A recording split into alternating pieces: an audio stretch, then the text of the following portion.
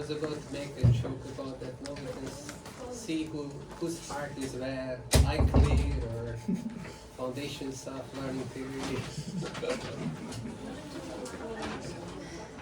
Any idea what this is? Your AI stats. No, AI stats is long, like 2 words. Oh yeah, it's like crap. Okay. It should be fine. Let's review first. What are we doing? What is this? We're fine. What do I do?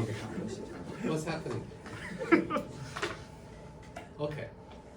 This is the learning theory class or something. Yeah. It's statistical theory class. Oh, I didn't know Yeah. it was statistical. And then we're talking about these IID distributions for some reason. And then all these losses. Yeah, I think we come got in pretty and- far past that though. Hmm? I think we got pretty far past that though. The what? The losses that you Losses have to there. I can only see losses. No gains. What's happening? Too much cardio? Yeah. Okay. Deadlines. Okay.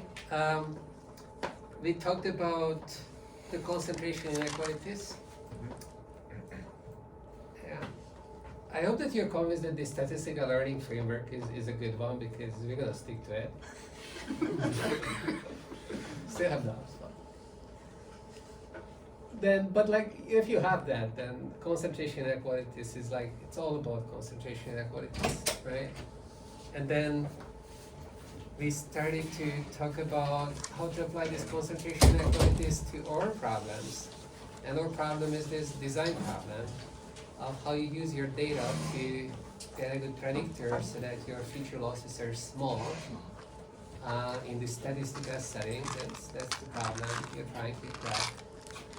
And then we discovered that the simplest thing in RM, empirical risk minimization, seems to be doing well in a bunch of settings, pack setting, whatnot. And then we started to discover that the pack setting is really special because there is no noise and there is no misspecification. So the RM is doing extremely well. It's like, and multiplicative channels, and some concentration inequalities are better than the others. Multiplicative channel was giving us lower sample complexity, 1 over epsilon sample complexity as opposed to 1 over epsilon squared that we were getting with additive channel or above that. And then we were not happy that the pack setting is just for this hypercube, although at the beginning I was trying to set it like hypercubes everything, but okay, maybe not. Maybe we have the reals and like we have all these other functions, lots of functions, I don't know why. But if we had those, then we would be running into trouble again with this technique, and where we were just counting how many functions we have in our hypothesis class that we are running the empirical risk minimization against, and so if you're in an infinite case, are you in trouble? And then we quickly figured out that you don't have to be in trouble, you can control. So we figured out that if you can control this uniform deviations, so uniform, like the difference between the empirical loss and the true loss of all the functions in your hypothesis class uniformly, if you can bound these, at least one-sided, then you'll be fine. For this one-sided bonds, we discovered that this lower bracketing bound kind of cover is going to be sufficient. Then the last time we come to the point that we constructed our first lower bracketing cover, and there were lots of doubts about like why that works, how that works. I hope that people who had doubts cleared those doubts. Everything was fine. It's all correct. You can't do what was trying to say. He was confused a little bit. Seems to be calm now. I don't know whether it's related. 100%. Yeah. It's a sad story, eh? Exactly, yeah. It's like he decided He that died on that this- hill. Yeah.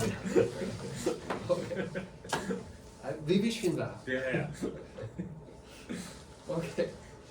Anyways, so we are covering these lost classes, lower bracketing parts, and then oh yeah, like the multiplicative channel was paying off because we were in a 0-1 interval, and now I'm trying to say that okay, infinite function classes, you're not in the 0-1 interval. Maybe you have like unbounded losses potentially. And you still want to get fast rates occasionally. What is a fast rate? It's like, I'm using this terminology, fast rate would be the lower sample complexity, better than 1 over epsilon squared sample complexity. That's what I call fast rate, yes. Why do we actually see unbounded rewards? It's the same. Yeah, it's like, same old questions, do we have real numbers? Yeah. You have squared laws, right? We have square laws, and actually I blame the book here, not for the square laws. Square law is fine, but it's not really doing the unbounded case. I guess not yet. It's like it's really difficult to deal with the unbounded case. So the last time we started to talk about this Bernstein, well, no, just the variance condition, and then it's because we are preparing to use Bernstein's inequality, which has a variance in it. And we want to relate to that to the loss, and so we came up with this variance class of functions where the variance was propounded in terms of the integral of the function or the expected value of the function. It's like this moment boundedness. And the examples included square laws, and in square laws you would expect to have unbounded values. If you paid careful attention to what I was presenting, everything's well bounded there again. It's like not good. And we are cheap here. What do you mean cheap? We are not covering the real tough thing, which is the unbounded losses, for which you would need other techniques, maybe, or like a refinement of these techniques. But maybe truncation will do. Actually, like maybe it's gonna be a homework. Maybe it's pretty close to what you need. Oh, good question. Yeah. Or maybe it's gonna be in the midterm. I don't know. Wouldn't just is this Huber loss? What's the loss where you just Okay, so the loss. So we have the square loss, and we had all these. We can have other losses like absolute value loss, absolute infinity loss, Huber loss, whatever, like you name it. Lots of loss functions considered when constructing real valued predictions. Why do you choose one loss against the other? I don't know, like it should come from the application ideally. The loss should be maybe dictated by the application. If it's not, then you really should think about what loss function you are using, because it's going to have an impact on everything that you do. But the downstream application is really what's important. But like here we are pretending that someone gave you, it's like reinforcement learning. You pretend that I'm given the reward, I just optimize for the, I don't care about where the reward is coming from. Here you say, I don't care about where the loss is coming from. Someone gave me the loss, I'm just optimizing against the loss. But it's an important choice, and it makes a big difference. And it's a non-trivial choice. And then people messing around with the loss functions a lot. Of course, it's like, it's as important as any other part. And in particular, you can play games that, like, you really are interested in square laws, but you optimize against the absolute value loss, or the other way around, or whatever. Like, you mix up the losses, and then you look at what's happening. So this is the situation where you have surrogate losses. And you do that for computational reasons, or statistical reasons, but you might have your reasons. So people do this. And it's a whole industry. Anyways, why are we talking? Yeah, unbounded losses. you just do Yeah. like a reloop thing. After some point, it's just flat, squared. You can also do that. Yeah, it's like you could truncate, and like that would robustify things. Maybe, like a beautiful subject we're not touching, but it's like an excellent subject for projects. Is this prediction in the face of heavy tail responses?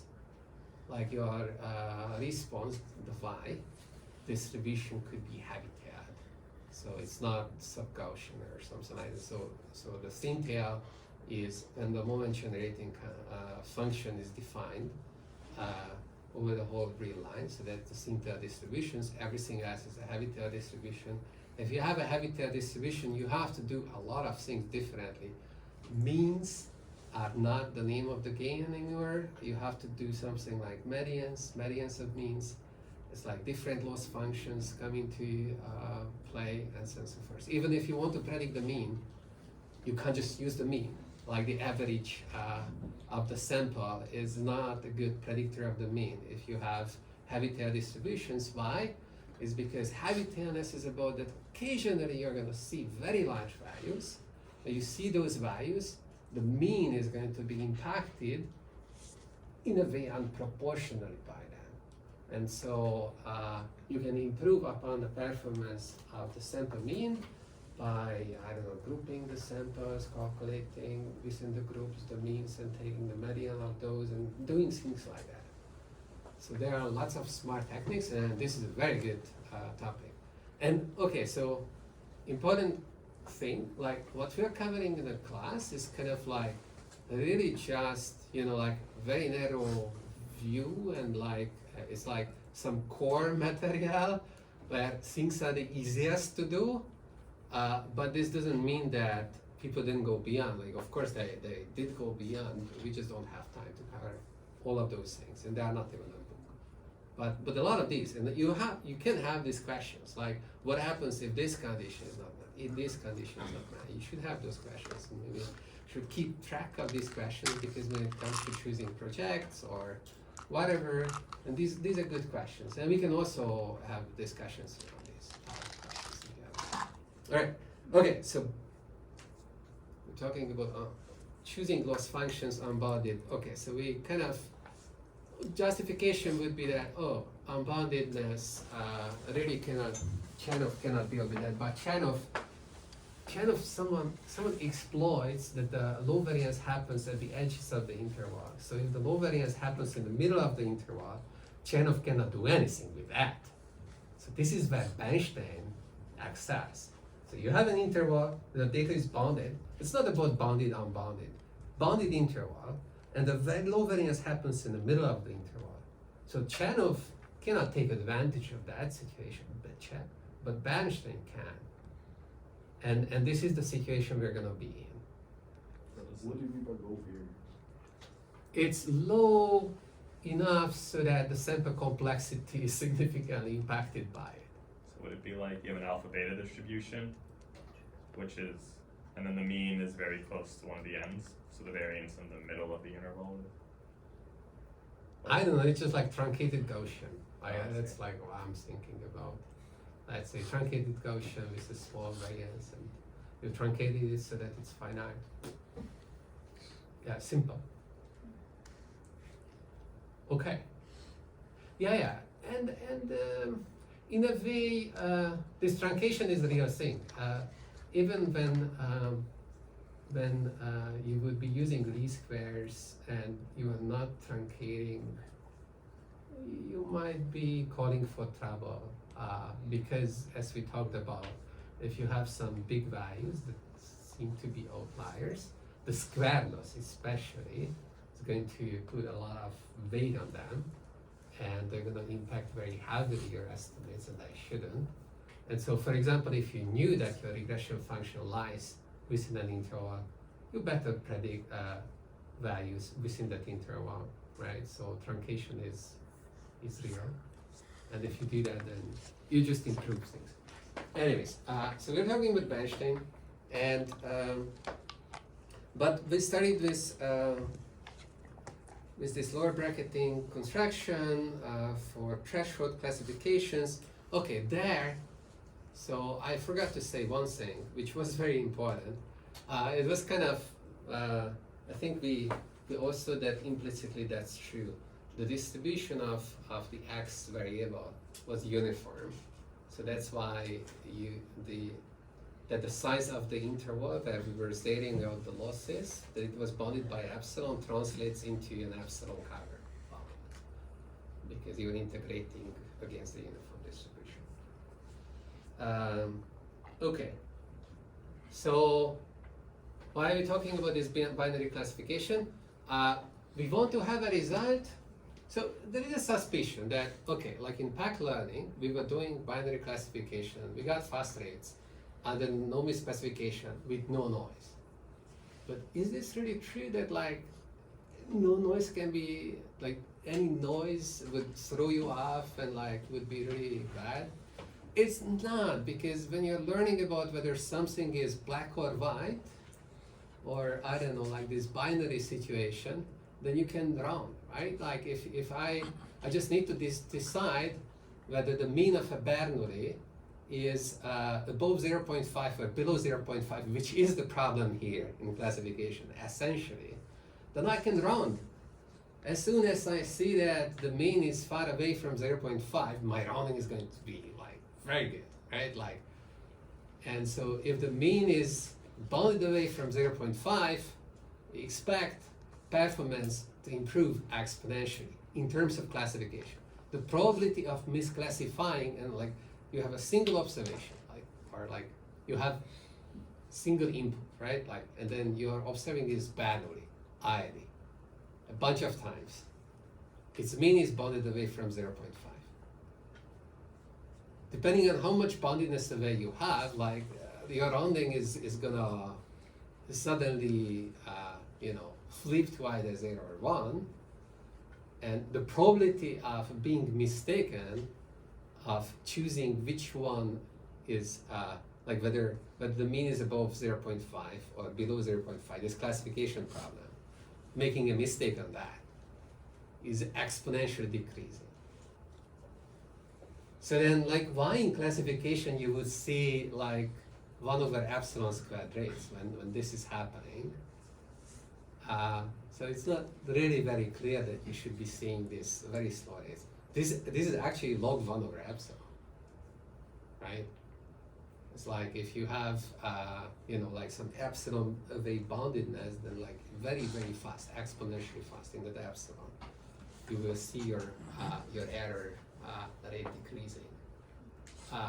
So the 1 over epsilon is still going to come back, but it's only because the data doesn't cover the input space.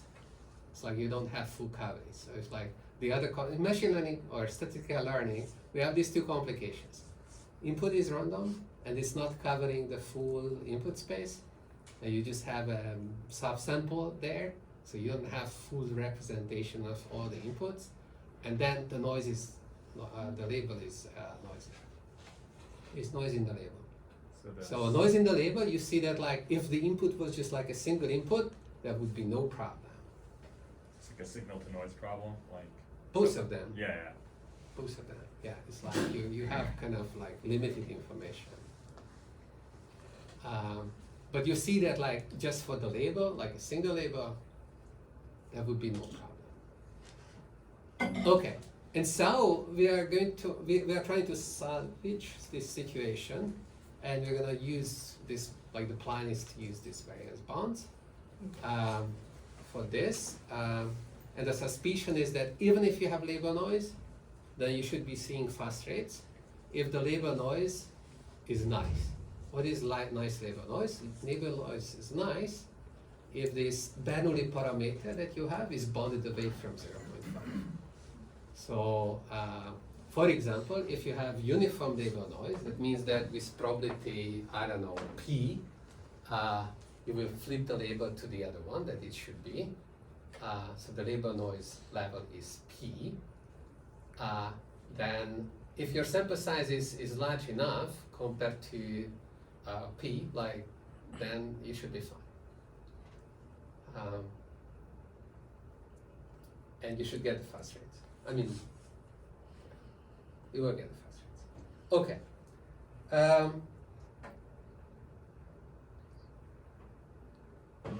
Okay, but the channel didn't give us, so and the reason it doesn't give us the fast rate is because the error rate, if you have this uniform noise, it's p for the optimal classifier, right? It's just p. Like noise cannot predict it, right?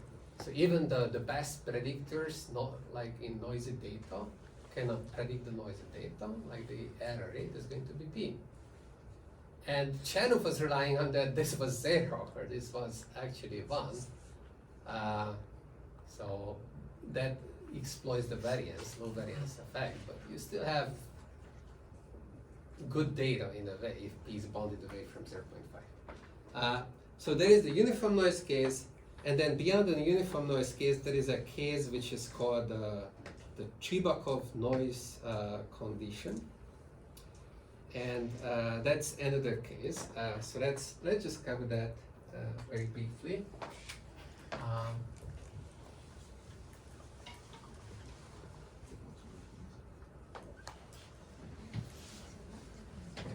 Is it BOV, KOV?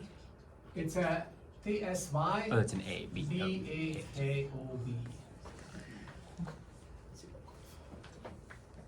It's a Russian name, and this is how you spell it. He lives in France.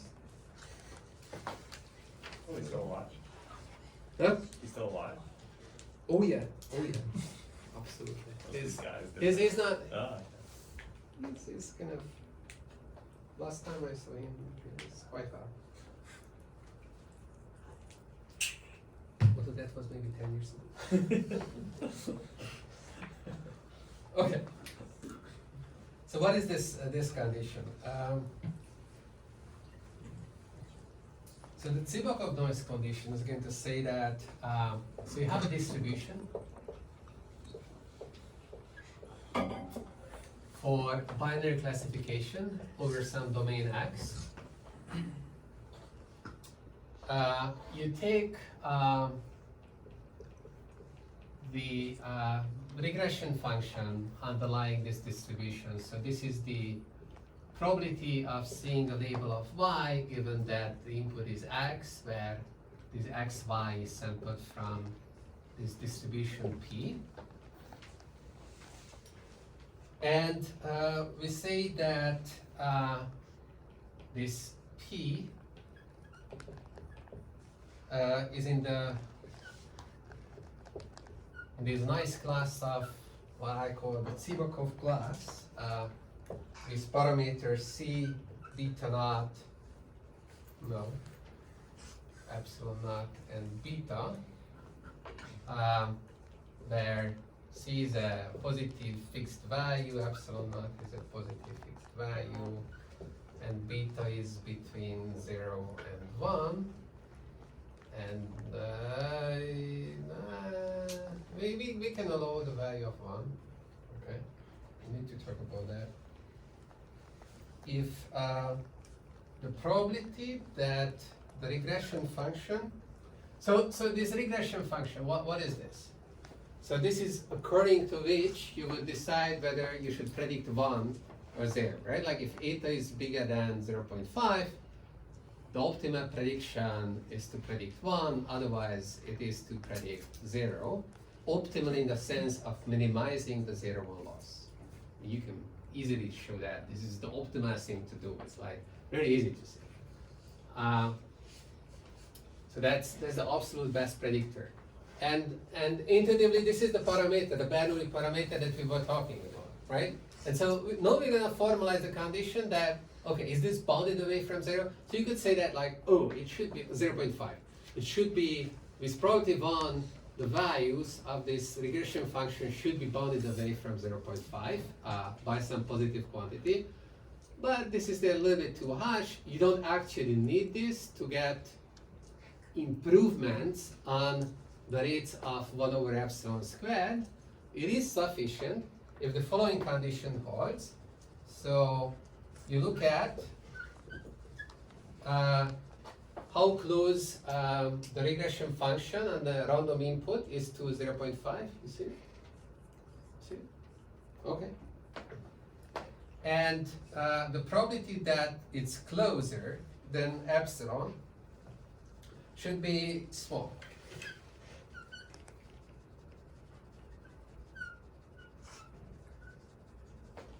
So this is beta over 1 minus beta. That's in the exponent. Sometimes people just write the exponent like epsilon to the alpha or something, some name. So the point is that this beta over 1 minus beta, if beta moves between 0 and 1, goes from 0 to infinity in a monotonous fashion. And it's just a different parameterization than calling it alpha. Okay, so if some papers are going to say that this is upper bounded by epsilon to the power of alpha, it's just an alternative parameterization, it's the same class. So why not just letting a to x just map x to either 0 or 1? Same way. Why not? What? A to x. For any x, it maps only to 0 or 1. It would be too restrictive. I Like, see. we want more general. Is the So what? oh sorry, is the epsilon here related to the epsilon 0 before, or is that going to Yeah, be set later? so I was just about to add this. Okay. So the epsilon 0 was not mentioned before, so this needs to hold for every epsilon between epsilon and epsilon 0, and epsilon 0 is going to be less than 0.5, right?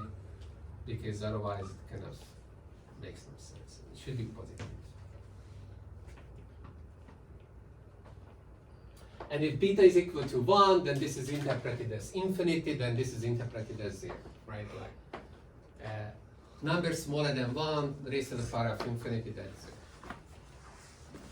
Okay? So that would be the case where there is no probability mass in the region where eta is epsilon naught or closer to 0.5. So if beta is equal to 1, then that rules out that case. And this is a generalization of that, like how fast does this happen? So if eta is continuous, like eta is a maps to the reals. It does.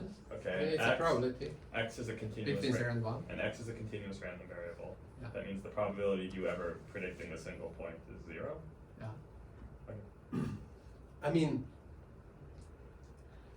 but why does it matter?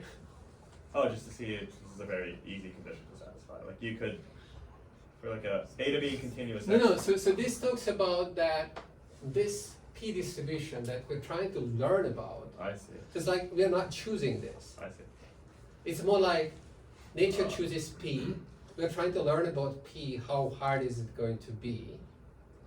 So this says that okay, one hardness measure. Okay, this is trying to predict the future now. One hardness measure is going to be this beta. Sorry, like if beta is closer to 1, then this will be easier to learn than if beta is closer to 0.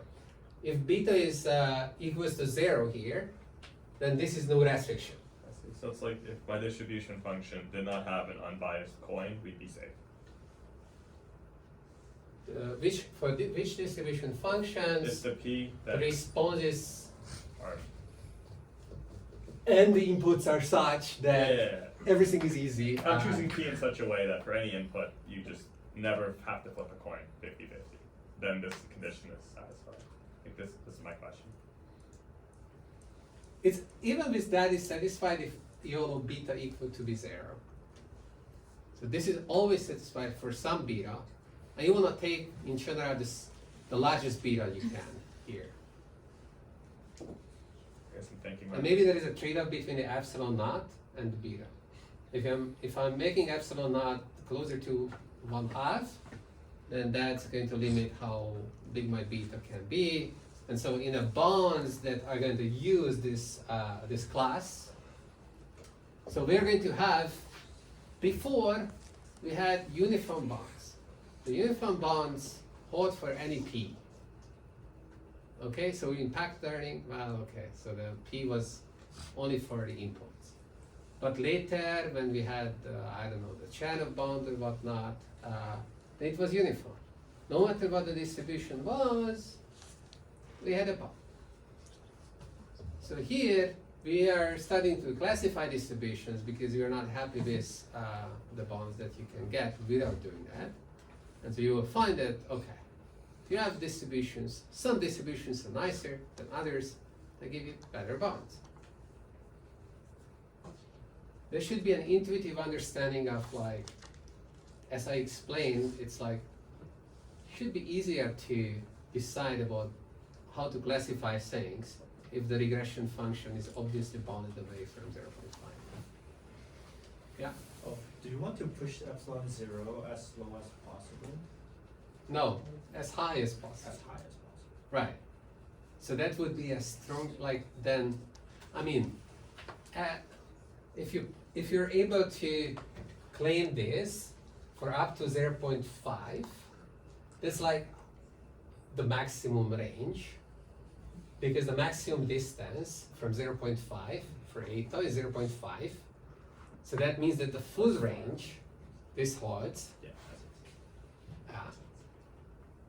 Yeah, because this eta is between 0 and 1. Okay. So just a question, the beta can be 1 in this case? And Yeah, that would we allow happen- beta to be 1. And if beta is 1, then you divide by 0, then this is infinite. Yeah. Any number smaller than 1 raised to the power of infinite, that's 0. Then this becomes a very stringent condition. It says that there is no probability. The probability of seeing this is 0. The probability of seeing a small, an input where the regression function is close to 0.5, closer than epsilon naught, is 0. Then that's very beneficial. That means that like things are bounded, really bounded away from 0.5 with this epsilon naught margin. And you can kind of feel that maybe that's going to be helpful. It is yet to be seen. Okay. How does this relate to the variance condition? Okay, so you can show the following.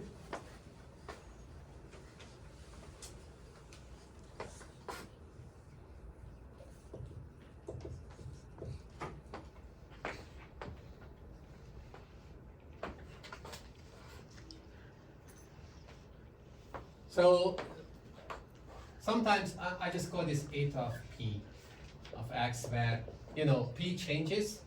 Now I just want to call this eta of p. This is the regression function underlying this distribution p. And the optimal decision fp just uses the regression function, and it decides for the label to be 1 if eta is above 1/2, otherwise 0. Let the loss be the usual classification loss. I don't know, I didn't use this notation yet, so maybe don't introduce it. So, yeah, like you have the usual hypothesis set mapping x to 0, 0, 1, and then you have the loss set, which is composing the 0, 1 loss, is f, which is mapping, I don't know, we had this GF notation.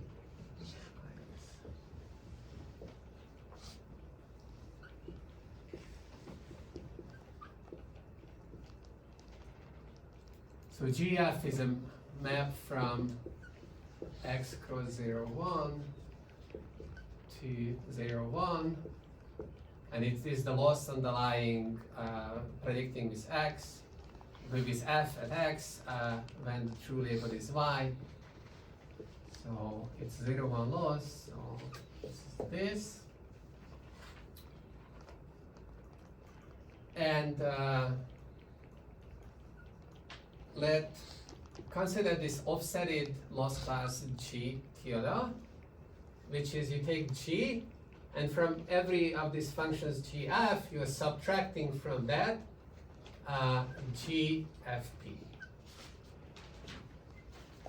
Okay, so doing the offsetting. GFP is, Oh, what is GFP?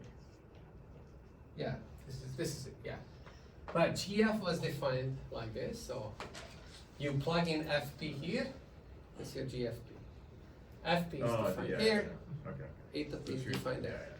It's like the base optimal decision rule and the underlying loss. So GFP is the base optimal loss. Like the loss of the base optimal predictors. So you're competing with This the, is called a base optima predictor. so you're somehow competing with what is considered to be the Bayes like the optimal or Bayes optimal predictor. Yes, base optima predictor. Is it not the optimal thing, or why is it called? Okay, so it is the very optimal thing from the perspective of 0-1 loss, and since base name has to be everywhere, it's called base optima. It's not the It's not, it's base optima because it's like, it comes from base, I don't know. I've seen this pop around, and I don't know No, if it's called, is Bayes optimality different than regular optimality? no, this is just what optimizes the loss, the 0-1 loss. It's called a base optima predictor, for whatever reason. So But I don't see the base rule here. Maybe there's a base rule here. See, it's like a conditional probability. It's like, then that's base. It's a base classified. if I have squared loss and my f star is the function that is the optimal predictor and squared loss is technically Bayes optimal? Like the whole, it's, okay, so it is kind of stupid. Somehow, I don't know. It's whenever you take the conditional distribution and like point-wise optimize with respect to that, then that's called the base optimal. But it's like for historical reasons. Maybe not very good reasons. Okay.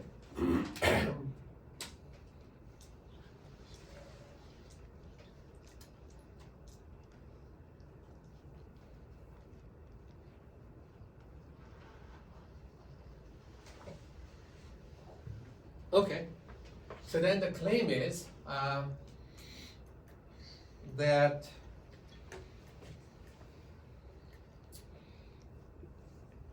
if P is in this Chebyshev class, maybe this Chebyshev class should be indexed by X, because otherwise it wouldn't make sense.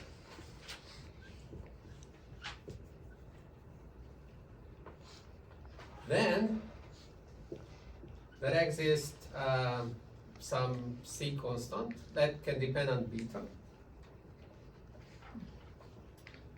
such that for every G tilde in this offsetted loss class,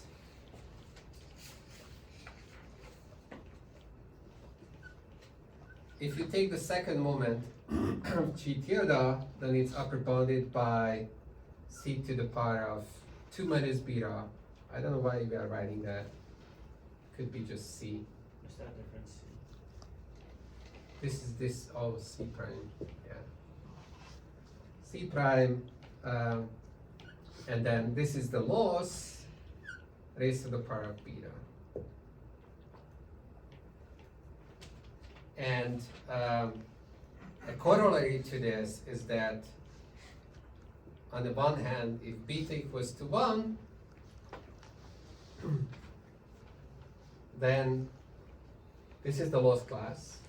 So then G tilde is a subset of this variance class over X cross 0, 1.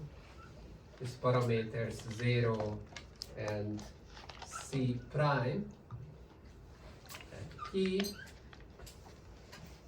And the second corollary is that if beta is 1, less than 1, then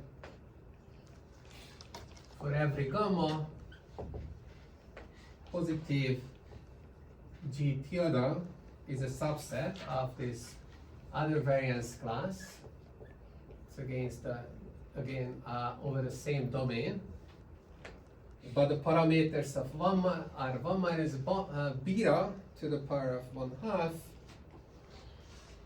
gamma to the power of 1/2 over 1 minus beta. Oh, okay, I'm lying. So let this C prime raised to the power of 2 minus beta here, okay? Yeah, that's actually pretty important, because then that changes the scaling of this and could change the scaling of that. And in fact, I'm not sure about whether this should be on 1/2 or not. Okay, so Question mark. It's a homework.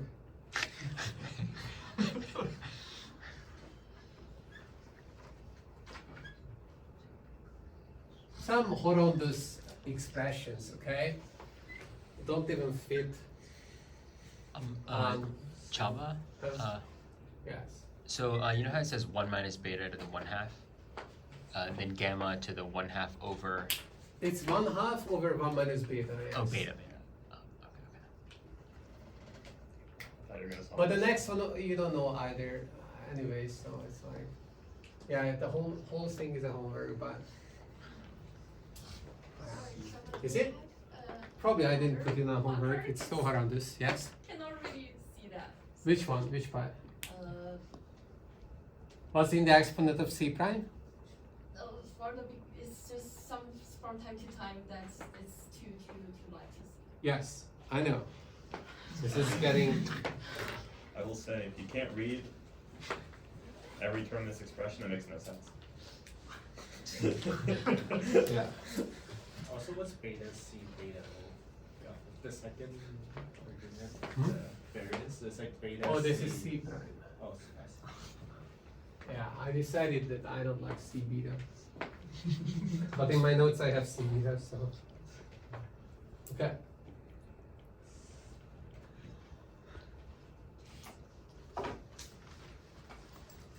So final example.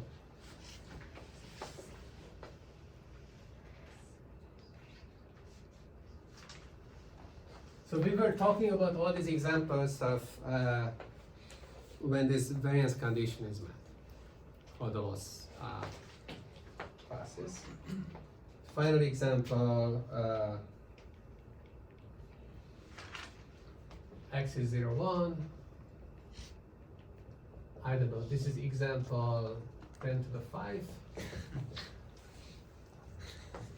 Not consecutive numbering. So many examples. And label noise is uniform.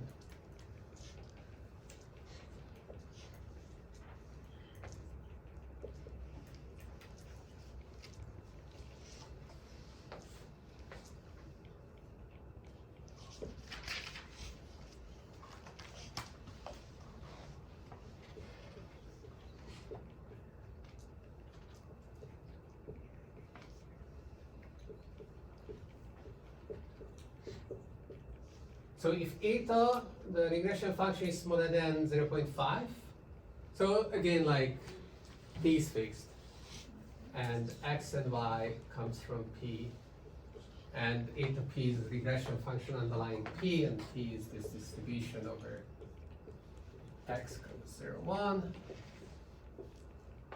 So the regression function is 0.5, you should be predicting 0, the label should be 0, but no, with probability p, small probability maybe, p is less than 0.5, it's 1.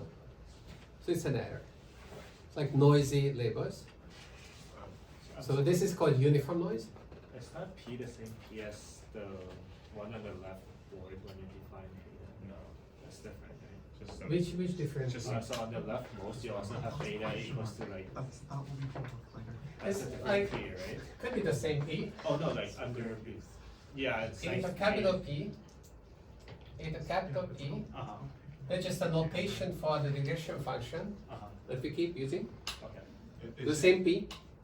It's like for every p, there's an eta p. I see. I guess. So here I'm fixing the p that comes with eta p, Right. which is a regression function underlying it. Make this P prime. No, It's confusing.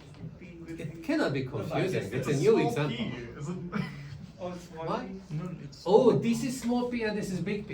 Yeah. Oh, that's Okay. confusing. It's clearly this is small. Okay. No, I think it's fine. I think it's fine. Yeah. Call it Q. I don't know how like. Call it Q.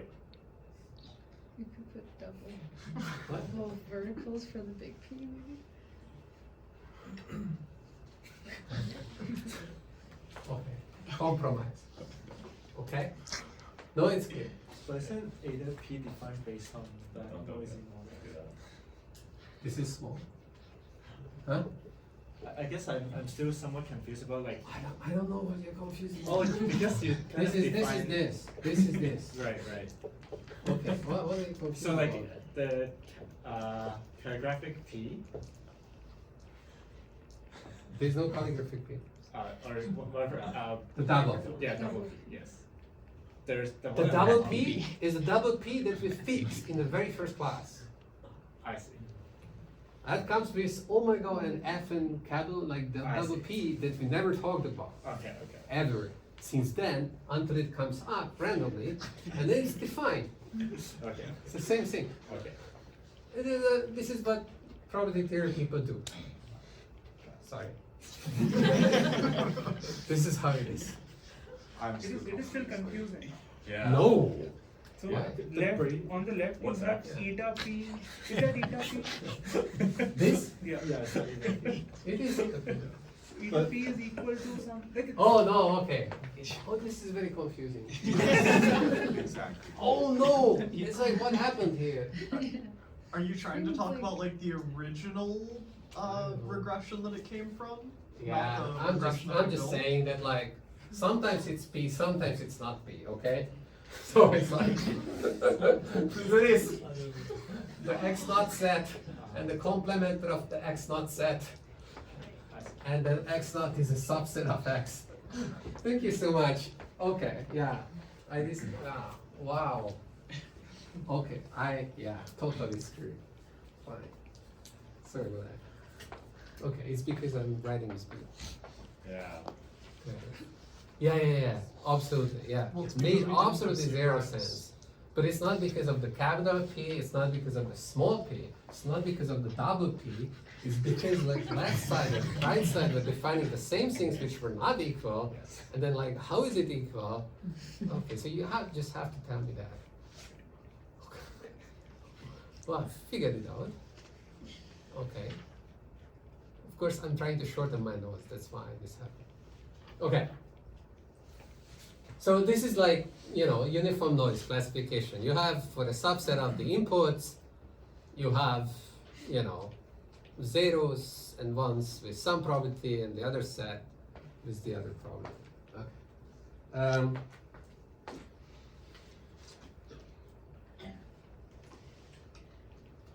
And then if you consider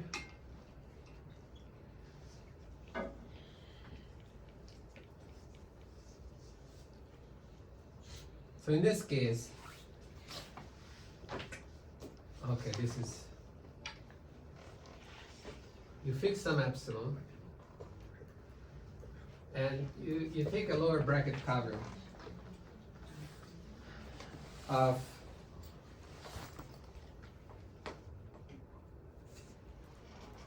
G tilde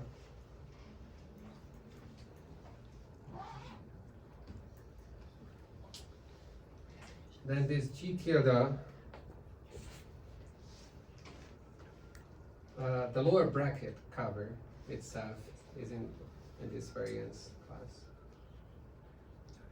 And here the point is that, there exist some C0 and C1 constants that depend on P, only on P, okay? Such that the constant here is the square root of C0 epsilon, and here it's 1, and this is P. Okay. You can't make any sense of this. I understand. I wouldn't if I were you, but these are going to be super important. And you will prove them. And if you work them for 2 days, then after that you understand them. Just to clarify, we are gonna prove that, or we are gonna prove It's a good question. that. Yeah. Actually, technically, if we prove it on the homework and do check it, we proved it. Right. Or you check it. Oh, I made the executive decision that you will mark your own homeworks. Yeah. I work out the details, but like I release the solutions, you mark your own homeworks. And then I verify your marking. Okay. So finally, we come to the theorem, which I call the uniform Bernstein. I should be calling it one-sided uniform Bernstein, but this is a law to say, so I just abbreviate it to Unibar. Bernstein. Universe. Unilever, Unibear. It's like, what spice do you want? Unibear. Okay. Alright. So, before the theorem, like we have to recall Bernstein's inequality, right? Oh, Like, okay. So before that, what is this? Can you explain this last statement? It's and over. So this was just saying that X is C naught. Yeah, C naught, C1 were late additions.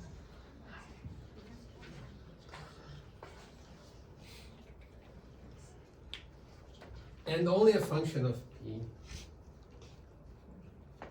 Because otherwise you start to choose C naught and C1 in weird ways. Sorry, which P are we talking Yeah. about there? Little p, this is little p. Okay. This is little p. Is this the? It's like, okay, I should, Yeah. Makes sense. yeah. Because otherwise it's not the restriction. Yeah. So all these like P in the satisfies the noise condition is also the P with like the underscore, right? These ones are all the P with underscore, okay. Yeah. And also if, Basically, like there was, like this little p will never ever occur until late. Don't worry about like every p you see is big P. So like this G is arbitrary, right? Like that big F is arbitrary in this. Yeah. Sorry, another question. When you write G epsilon, are we talking about the cover set or? Yes. is it- Okay. Yes. Is that weird set that we were constructing, Okay. I'd say. That specific cover. Not even any. Like it's not a claim that arbitrary lower bracketing cover is going to satisfy this. The lower bracket that we were constructing satisfies this. Yes. Right.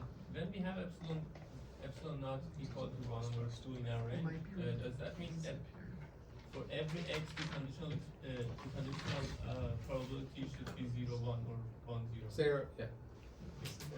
Just cleanest case.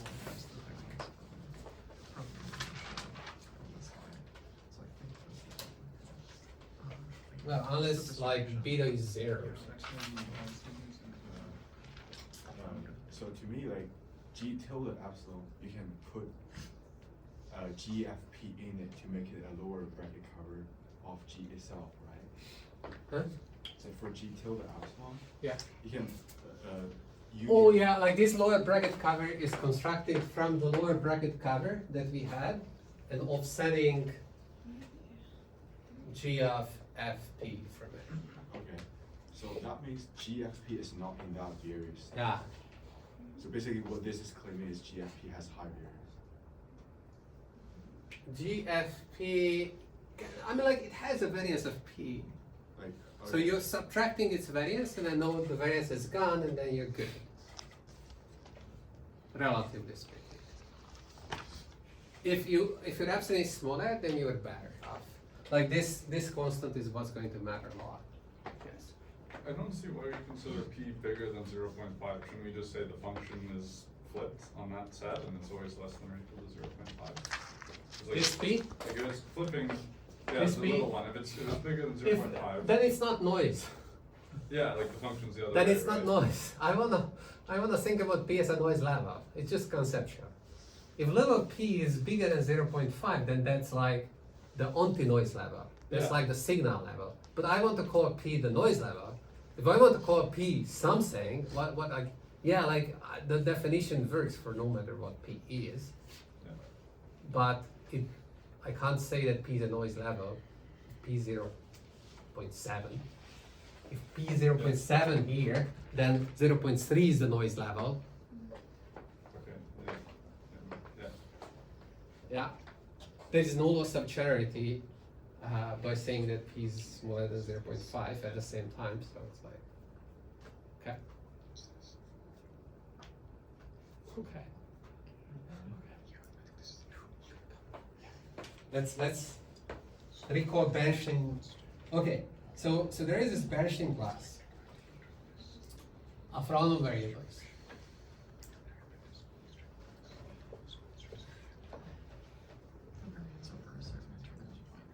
So these were, there was a specific condition which was about the moments of random variables, which was expressed with two constants, B and V. V is the variance proxy and B is kind of a magnitude proxy. And this for random variables over the years. So if X is a random variable that satisfies that moment condition that I'm not going to write, but like it's in a book, then we know that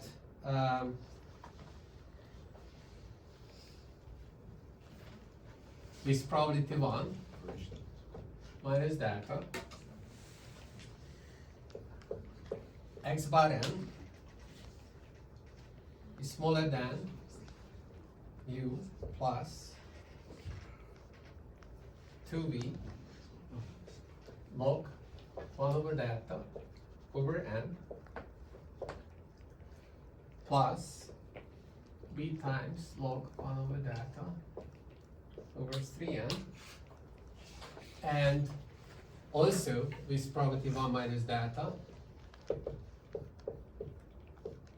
the opposite holds, but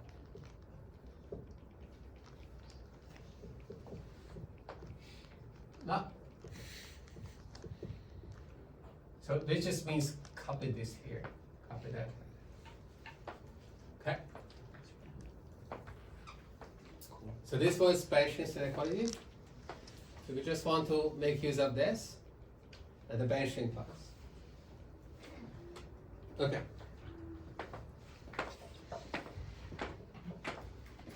So back to theorem.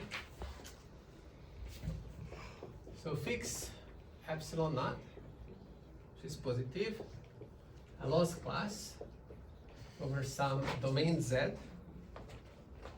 and let epsilon be a number between epsilon and epsilon 0, and P be a distribution, probability distribution over Z. Okay.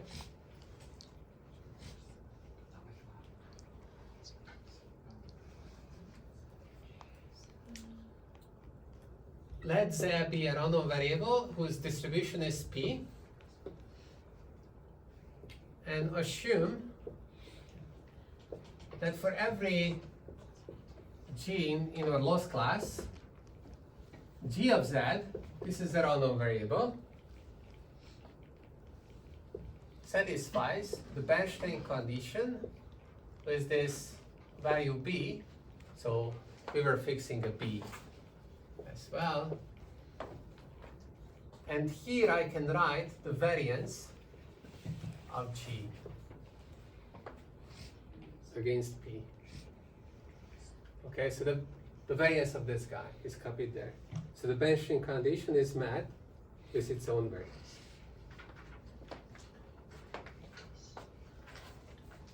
So the Bernstein condition is met, for example, if you take here P to be the variance of this random variable, and this random variable is bounded between, I don't know, I think minus B and B, or something like that, in an interval of length B, then the Bernstein condition is met. And of course here x bar n was the empirical mean of NIID sampled random variables sharing the same distribution as usual. Okay. So this is the condition that we're gonna assume.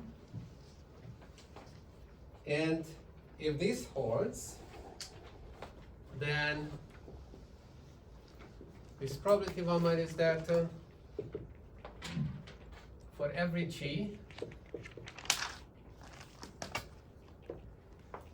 it holds that the deviations of the right type. So you want to upper bound PG generally. So you want an upper bound on PG minus P and G. So these deviations are bounded by 2 times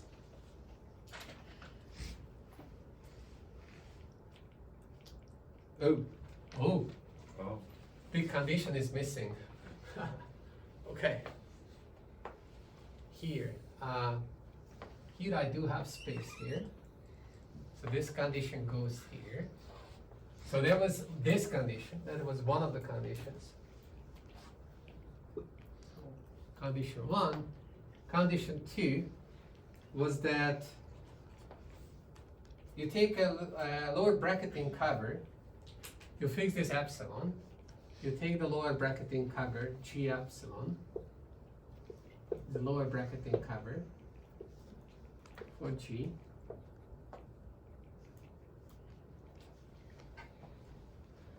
okay, and G epsilon satisfies the variance condition over Z with constant C naught C1 at distribution P. Okay, so that was B, and here you have C naught and C1 as well. These are the constants. Okay. Right, so upper bounded by 2 times C naught squared log of 1 over delta divided by n plus epsilon plus 2 times C1, and then the positive part of PG and log n epsilon over delta over n plus the lower order term where n epsilon was just the cardinality of this G epsilon.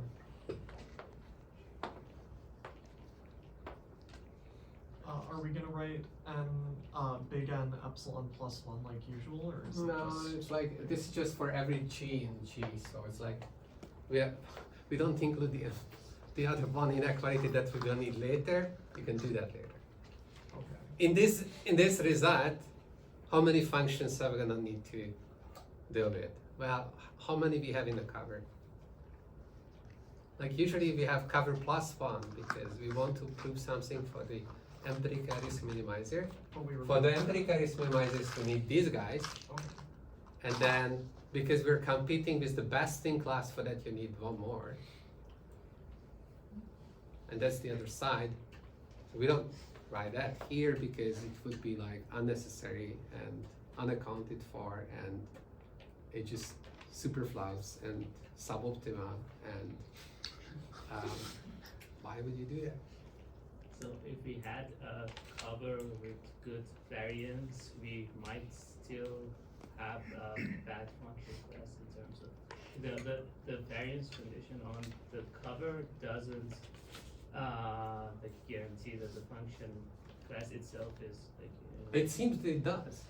I mean, so Right, this is the essence of the theorem. This is what somewhat may be surprising about it. Well, if you think about like how the proof is going to go, to establish this, we start with the cover and then somehow we relate this difference to the cover, right?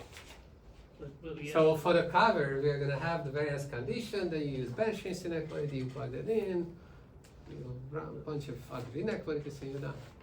we have like a condition 1 separately for the whole function class. Okay, let's prove.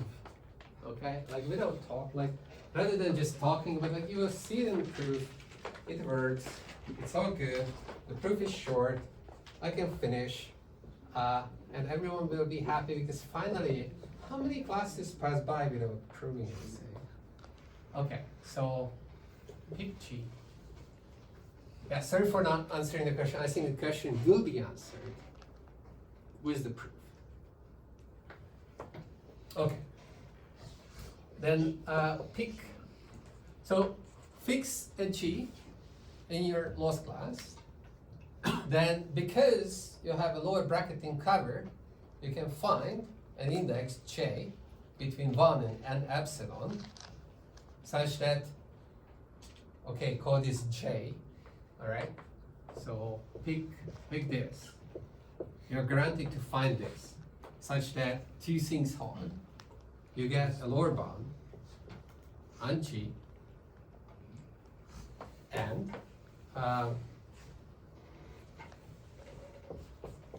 if you're integrating out the function and you're integrating out G, you get an upper bound.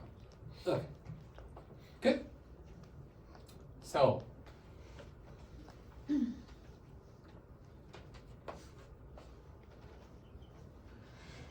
now P of G minus P and G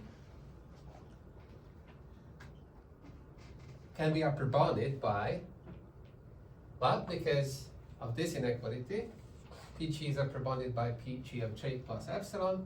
Because of this inequality, P and G is lower bounded by P and G of J, but there is a negative sign, so the negative of P and J is upper bounded by the negative of P and J.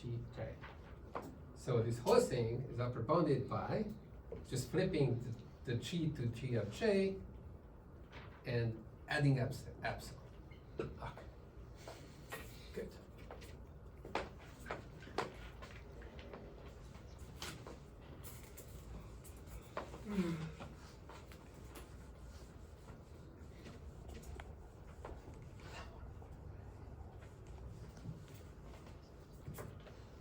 Okay.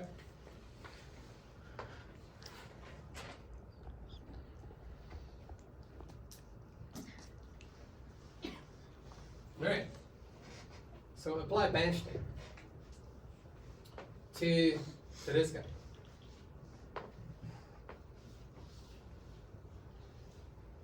But we want to apply it to every element of the cover. And we want to make that thing hold simultaneously. So P of G of J minus P of Pn on G of J. Well, I don't mind, I think. Okay, so this is upper bounded by, so which one is this?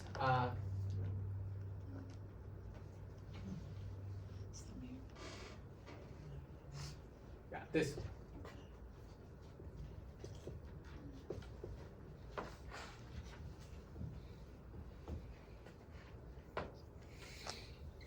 Two V of J log n epsilon over delta by n plus b log n epsilon over delta by n. So this probability 1 minus delta for every, I don't know, maybe I should call it I, because otherwise you're gonna be confused.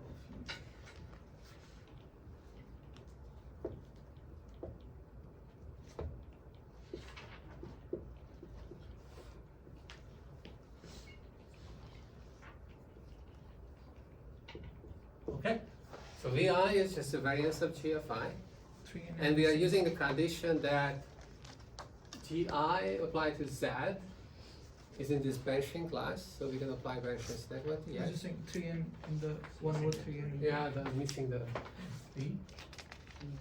The other way around. Yeah, and also the n epsilon's a 1 in the other side, isn't it? No, saying it now. Well, sorry, on the right side, because we had defined it as b times ln 1 over delta And then on the right side here, you've done plus b ln n epsilon over delta. Like it's for all I in the. This is for all I. We are applying a union bound for any different functions. Sorry, I hadn't realized on both sides here it was 1 over delta, and so yeah, because we're applying it to all of them. Okay, then it's- good. Okay. Right, so then we're fine. So now, since this lower bracket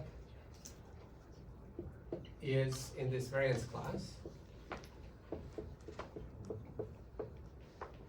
so what does that mean? It means that the variance is VI can be upperbounded by C naught squared plus C1 P of G of I. Okay. So then I can continue writing this inequality, so I'll call this 3 star. So P of Gi minus Pn of Gi is upperbounded by, okay, and then there is this good old trick that square root A plus B is like you go to school and then they tell you shouldn't do it and you still do it, but it's okay. You take square roots for both A and B, and then this time it works. It's like if A and B are non-negative, then you can do it. It's additive. The square root function is, okay, subadditive. So it's a lucky case, right? So we're gonna use this. So I'm gonna use together with this inequality. So the variance could be upperbounded by this guy, and then we break up the square root into 2 parts. 1 square root for this guy, 1 square root for this other guy, and then we'll put everything together. So 2 of C naught squared log n epsilon over delta over n plus 2 of C1 P of Gi log n epsilon over delta over n plus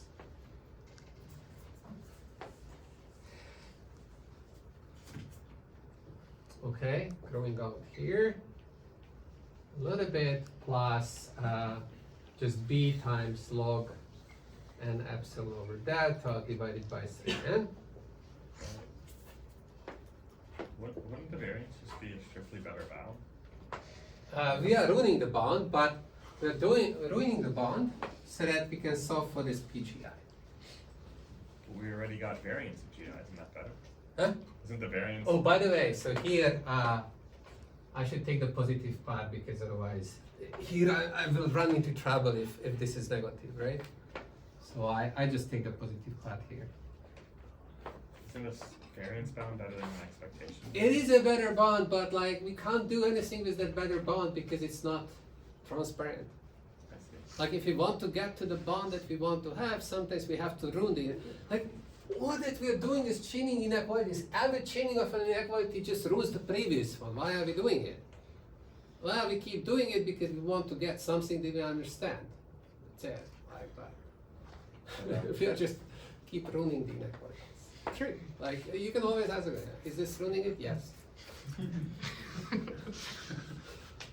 Yeah, I guess the variance, it's like. Gradual degradation, and yet it's like tight enough.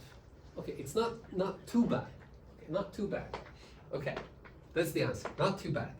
Okay, so now, okay. So you can rearrange this. So PGI is upper bounded by PNGI plus blah blah blah. Okay. So you have 2 cases. Either PGI is negative, and then that's good. Like you have some really small PGI, you're happy. But PGI is positive, in which case PGI is equal to its positive part. Then you solve the inequality for the positive part. So you solve the inequality for the positive part. Okay, what do you get? Like I write what you get. I'm not going to solve the inequality, but if you solve the inequality, then this is what you get. PGI. And then once you solve it for the positive part, then of course PGI is smaller than the positive part, so then you can put back the other thing. Okay, so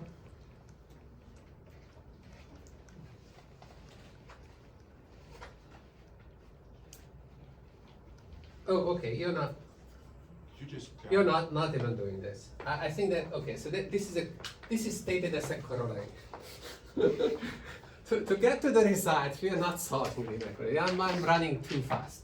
Like okay, so here you have both. Yeah, like we're almost there.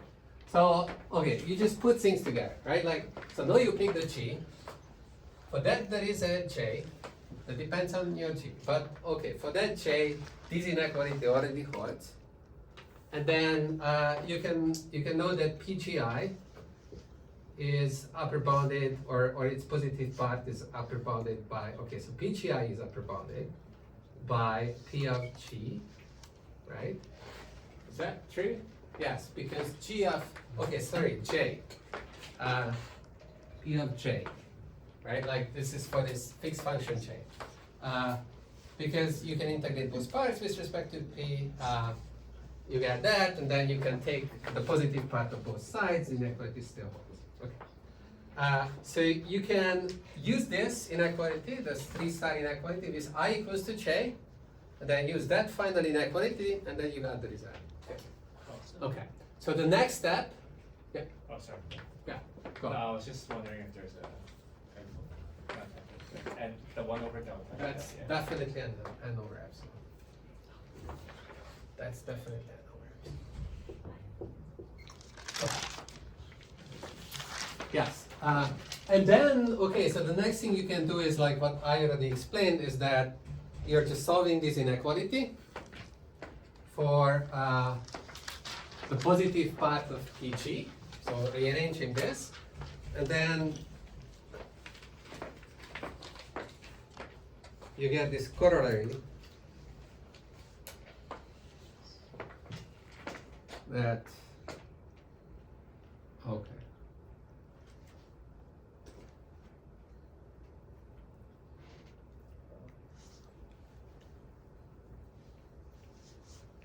Do you want a simple way to solve them?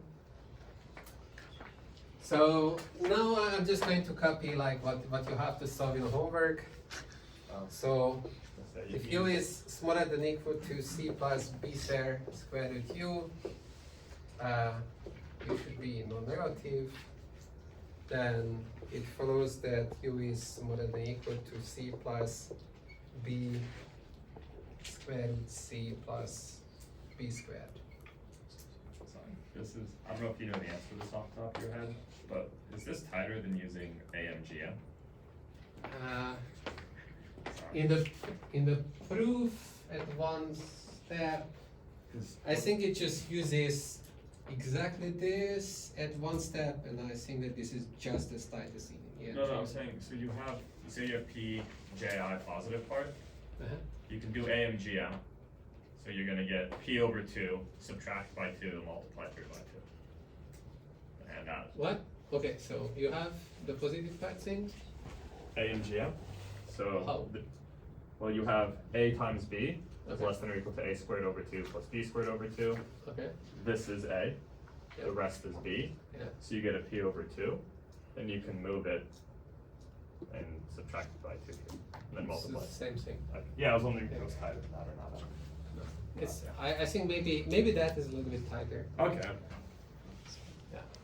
Sorry, so did he use the assumption 1 somewhere in this proof? Yeah, we did. Yeah, I even said that we were using it here. Right. So we had to apply Bernstein's inequality. For that you apply, like you have the Bernstein condition. Okay. Yeah. Like, sorry, are you like using for like GIs the? Just trying to understand. For every GI, the Bernstein condition holds. Okay, for every GI, okay. Yeah, So that was the assumption. okay. So we just need to go for these GIs. Yes.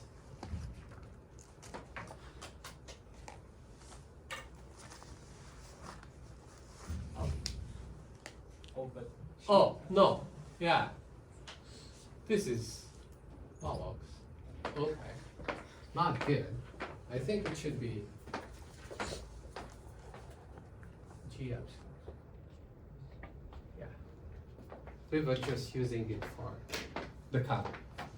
Just the elements of the cover. Yeah, good.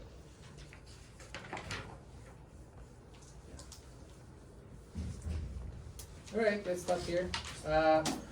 So what's next is that you can, so, okay, this inequality very much looks like the inequality we are getting from multiplicative Charoff. Except that we have this C naught 0.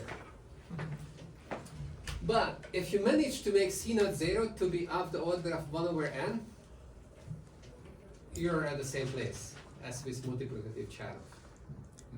So now the question is going to boil down to that in what cases C naught 0 is of the order of 1 over n or smaller. I mean, like, this is a richer class of inequalities, and like, okay, holds for even if that is not the case, but if that is the case, then you definitely get these 1 over epsilon sample complexities. And so that will be the case for the squared losses, for the cases that we discussed, because there C naught was equal to 0. And the other cases, for the classification cases, Tsibakov noise condition, when beta equals 1, then you get a 1 over epsilon. In general, you don't get 1 over epsilon, you get somewhat worse rate, a rate between 1 over epsilon and 1 over epsilon squared, depending on how big is your beta. And I think that that kind of covers it all. And the uniform noise is like the Chibokov noise. And just a special case of that, but we had that very special statement about how for the uniform noise, the variance condition is met with square root C naught epsilon being in the C naught space. And then if you plug that in, then what you get is that you're squaring that, and there is that other epsilon. So that, what was that other epsilon? That other epsilon was also for the cover epsilon, the cover size epsilon. So if you take the cover size to be 1 over n, then you get, because then this epsilon is small, the epsilon that appears here, it's just an epsilon appearing here, that's a 1 over epsilon. So then this term becomes 1 over epsilon, 1 over epsilon, and this term is taken care of by small noise or small loss.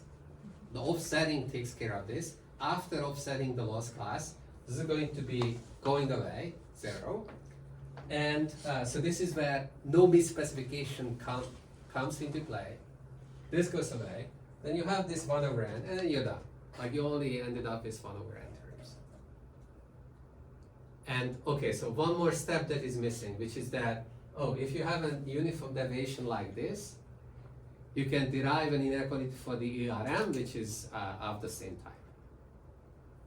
Okay, there you would also apply Bernstein's condition, and there the Bernstein condition needs to hold for the function that you're inspecting. So it's like that is not just for the lower bracketing cover functions, but function that you're inspecting, which would be the best in class comparator, for example, or yeah. And so basically this is all. This is how you can get the fast rates, and you get the fast rates, then we can go home, and then we can do other fun things. Yeah, it's pretty clear, right? Like it's the rest is kind of routine. So we're not going to do it. Maybe for the scribe, I give my notes, whoever's scribing it, and then I can just type in a little bit more. Okay.